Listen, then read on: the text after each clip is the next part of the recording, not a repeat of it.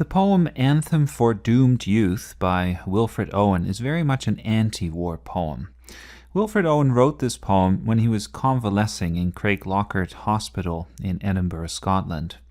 The year was 1917, and Wilfred Owen was really dealing with what we now call PTSD, or back then was often referred to as shell shock.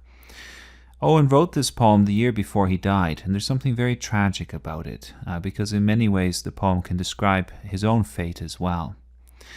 It's a different poem than something like John McCrae's In Flanders Fields, which tends to still see war as something patriotic, as something that we can not celebrate necessarily, but still find some form of heroism in. Now, what Wilfred Owen does is he gives us something very sad. Throughout the poem, he really talks about how traditional forms of commemoration are inadequate for those who pass away. As we look at this poem, there are really three genres that are present here, and they kind of overlap. So, in terms of the form of this poem, this is very much a sonnet. And it mixes a couple of sonnet forms. So it's a Petrarchan sonnet in the sense that we have an octave. The octave is the first 8 lines. And then we end with a sestet, the last 6 lines. The octave is sometimes also called an octet. So either word will do here. In terms of the rhyme scheme, though, this is more of an English kind of sonnet. The rhyme scheme is a little bit different. So he takes these two types of sonnets and puts them together. And when we think of a sonnet is traditionally a love poem. So what he's doing here is he's commemorating his fellow soldiers who have died, not in terms of desire, but in terms of signaling his love for them, right? And wanting to kind of remember them through this poem. We know that a lot of Shakespeare sonnets, for instance, try to immortalize the beloved. They want the beloved to be remembered. And that's very much the function of this sonnet as well. Secondly, we can talk about this as an elegy. And an elegy is a poem of mourning. There are some very famous elegies in English literature, and this one fits into this genre as well. And then lastly, in the third place, he calls it specifically an anthem. Right? It's an anthem for doomed youth. This word was actually suggested by Owen's friend at Craiglockhart Hospital, Siegfried Sassoon, who helped him edit the poem. And you can check out the editions online. I'll provide a link in the notes to this video. So it's kind of neat here to see these poets working together to find the perfect phrasing for this poem to really make sure they get this right. And by anthem, what we tend to mean is traditionally an anthem was a song in a church where it was sung in parts, 2 parts typically. So it starts off as a religious kind of term, but then later, and this is how we think of it, it becomes associated with the national anthem. So there's more of a patriotic aspect. And I think Wilfred Owen, what he's doing here, with Sassoon's help obviously, is to really make us think about these two perspectives. On the one hand, we have the religious, right? Religious commemoration. And then on the other hand, we have the patriotic aspect. And this word then, anthem, becomes extremely ironic because these are doomed youth, and the poem is really about the inadequacy of both religious and patriotic forms of commemoration. So as the poem develops, the whole poem is a set of comparisons between reality, which is very grim, and ways to remember. So if we go through this, he starts by talking about passing bells. These are church bells that indicate that somebody has passed away. But what passing bells are adequate for people who die as cattle, right? If you are being mowed down by a machine gun, can we really remember that in a good way? The only bells they get are the monstrous anger of the guns. So the guns, the sound of the guns, that becomes in a sense their sending off. Only the stuttering rifle's rapid rattle can patter out their hasty orisons.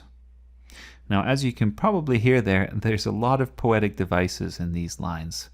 There's onomatopoeia, right, where the sound of the line mirrors the sense, and we have that with that sense of, tat, tat, tat, tat, tat, where the machine gun makes that sound, and we have that with the stuttering rifle's rapid rattle. So all of these R's, the alliteration here, it creates a kind of onomatopoeia as it sounds like the machine gun is firing. There's also assonance with all of these A's, rapid, rattle, patter. So lots of assonance here as well. And these are very famous lines, as the sounds of this make us think about what the battlefield is really like. Now, what this means is that the only prayers they have, the only prayers they can patter out, they can kind of say formulaically almost, because patter means to kind of just tap out in a rhythmic way. So the only prayers they can utter out before they die is really the sound of the machine gun fire. They don't have time to pray. So their prayers are being replaced by this other sound. And what he ends up saying in the second quatrain, the second set of 4 lines here, is that all of these traditional forms of remembering are in a sense mockeries, right? Because reality is so grim. So he sums it up by saying, no prayers nor bells. Neither of these things are going to be adequate.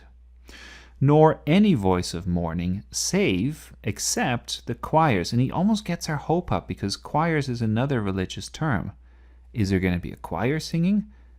No, it turns out that the only choir consists of the wailing shells, right? The shells that come crashing down from the air and blow these people up and cause them to die. So these choirs are said to be shrill and demented, crazy. There's a lunacy to all of this. And then in the 8th line here, there starts to be a shift in location. So in this case, we're starting to move towards England now. We're moving from the front lines in France and Belgium to the bugles calling for them from sad shires, from the counties in England. And when we think of a bugle, we think of something like a small trumpet. And I think what the poet has in mind here is very much this tradition of the last post. So the last post started out as the final trumpet, the final bugle call at the end of the day, when they would inspect the military compound and make sure it was secure, and then they would blow the bugle. But later, it also became associated with remembering the dead. When somebody passed away at the funeral, they would play the last post.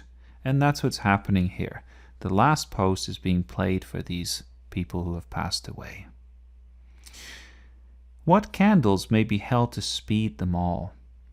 If you say to somebody, Godspeed, what that means is that you wish them well, right? May God prosper you, may God bless you, that kind of thing. And that's the idea here.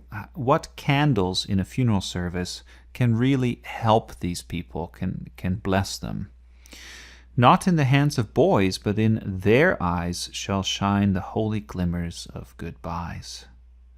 So if you think of boys, let's say as part of the funeral service, being there, being present, there is no funeral service on the battlefield. There's no time for this. So the only goodbyes are the reflections in the eyes of those who are dying. The final goodbyes, the final look that they give you as you look into their eyes on the battlefield. So extremely sad, right? There's not enough time to really say goodbye properly. And then we get to this line, which for many people is the most poetic line of the sonnet. It's an incredible line. He writes, "The pallor of girls' brows shall be their pall." And what he means by that is that the pale color on the girls they leave behind, maybe their girlfriends, as they think about their loved one having died, that's the only funeral cloth that they get. Maybe their body can't even be put back together because it's in so many small pieces.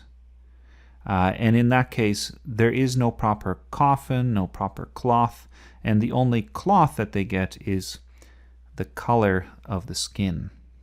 And I'm sure you can see that he's playing with this word pallor and pall, right? That's what allows him to make this poetic connection. Finally then, in the final couplet here, we have their flowers, the tenderness of patient minds, and each slow dusk a drawing down of blinds.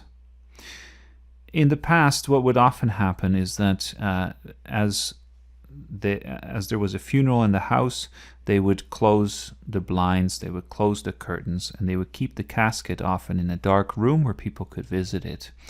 And that's the idea here as well. So they don't have flowers as part of their funeral service, but they do have loved ones who are patient. Maybe they're even still hoping that their loved one is going to come back. And there's this image here, I think, of every night the parents, the loved ones, they look out the window as if they hope their son is going to come back, and he doesn't, right? And so all they can do is draw down the blinds. In the same way, the eyes of the soldiers are like the blinds as well. They are closed. When you close somebody's eyes, when that person dies, it's a form of saying goodbye as well. So we end with this alliteration, dusk, drawing down, and there's a real sadness at the end. There's nothing in this poem that really celebrates war. But what you could say is that even though these traditional forms of remembering are inadequate, perhaps poetry can fill the void. This is an anthem. This is a way to remember them. And so the poet feels a responsibility to his comrades to say something that will at least give them the honor they deserve.